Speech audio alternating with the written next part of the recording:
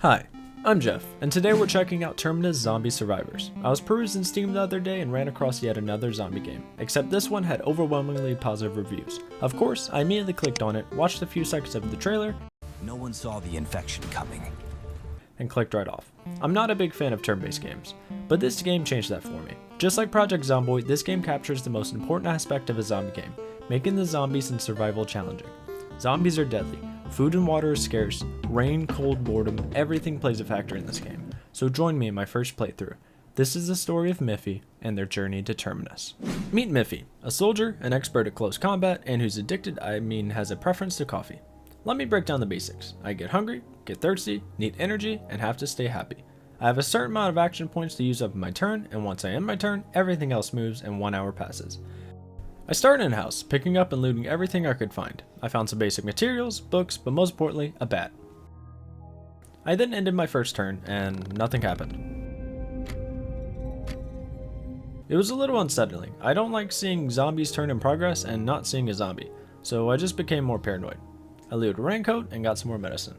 I then decided to loot the rest of the building, and this is when I realized this might be a horror game.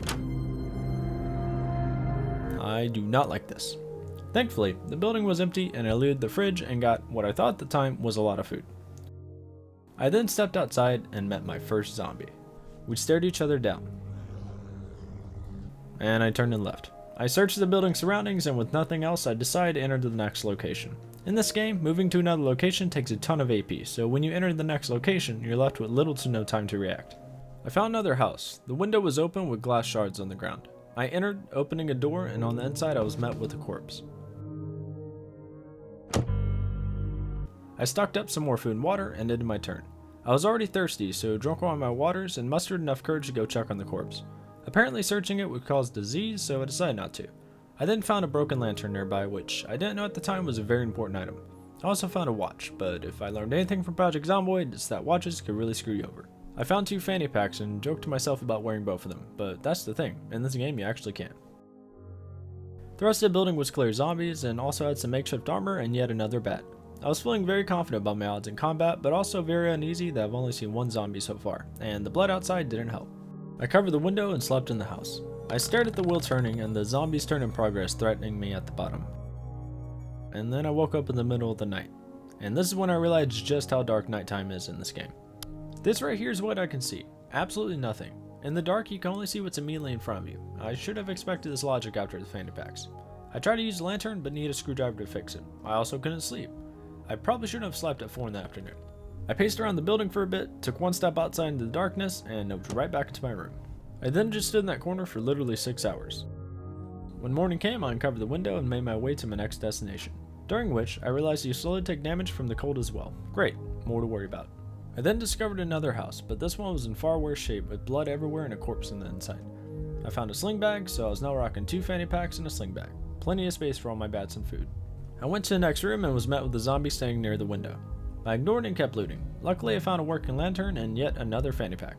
The zombie started to break down the window as I was looting, so I moved towards the back, but as I opened the door I was met face to face with another zombie. Now with zombies to my front and back, I decided to finally check out the combat. I tried throwing a fire extinguisher at the zombie, but apparently you can't throw melee weapons. I ran up to the zombie and bashed its head in, instantly killing it. But there's another zombie right next to me that I didn't see, so I bashed its head in as well. I won't lie, killing 2 zombies this easily made me a little overconfident, but I'd soon realized that zombies would be the least of my worries. I ended my turn and the other zombie broke down the window, and then suddenly out of nowhere a police zombie came rushing at me from the darkness. I dodged his attack and whacked him a couple of times in the head, killing him. I was then rewarded and able to pick my first survival skill. I ended up choosing Combat Instinct because combat seemed pretty easy so far and I wanted to keep it that way. I took the veggies from both the gardens and cleared the rest of the house so I could finish looting, but apparently killing zombies takes a toll on your morale because Miffy wasn't feeling too well. I read a guidebook and found the location of a hardware store nearby. I also realized I was holding weak antidepressants, so I immediately took some. I filled myself up and tried to read to lighten my mood, but it didn't work, so I just moved along. My next objective was the hardware store up north. I continued on, finding a fortified house. I made my way around it, accidentally running into a crawling zombie with 0 AP available, so I was forced to end my turn. Thankfully, crawling zombies can only move 1 tile per turn, so I bashed its body, and then its head. I don't know why I thought hitting the body would kill it. I talked to the people in the fortified house and realized I needed to build up their trust to be able to work with them. I attempted to help them, but they asked for a small flashlight that I didn't have, so I added that to my list. Also, it's worth noting, you can't go into the house, only talk to them. I ran into the house to continue north and realized sunset was in 1 hour. I took out one zombie and got some distance from the other, and then darkness came, and Miffy was once again depressed. I used my lantern and dealt with the other zombie and continued north. That's where I found a church. The last thing I needed was to be stuck outside in the dark, so I made my way inside. The inside was clear so far, so I started looting and found a Bible, so Miffy immediately read the whole thing in one sitting and all hope was back. I walked through the dark and suddenly heard a zombie moan. I turned on the lantern, revealing a zombie right in front of me. I took it out, but then banging started coming from the door. More were coming. I ran deeper inside the church and realized my lantern was running out of battery. As I ran inside, I was blocked by another zombie and had to end my turn. Miffy is apparently a god at close combat because he dodged and blocked all 3 attacks. The previous zombie broke through the window and another zombie came in from the back door. I was slowly getting overwhelmed. I tried attacking without using a lantern, but darkness decreases my chance of landing a hit and also blocks their health. Miffy started swinging, breaking the bat on its head, but I just ended up using my spare bat to finish him off. I distanced myself from the other zombie and positioned myself behind the pew. The door to my right was being broken into. I used my batteries to recharge my lantern and dealt with the zombie in front, securing the back door.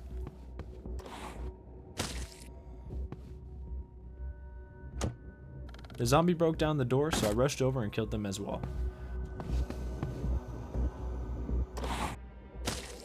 The church was finally clear of zombies, but was far from secure.